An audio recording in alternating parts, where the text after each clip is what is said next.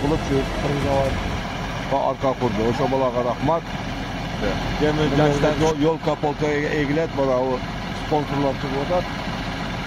O şoga avatlı gençlerge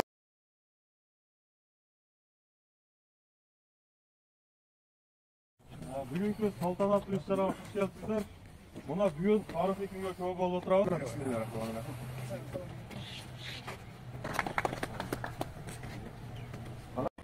Ушул жигитке бул айыл тургундарынын сунушу менен ушул айылдын ардактуу айыл өкмөтүнүн Атуулу деген бир наам бар.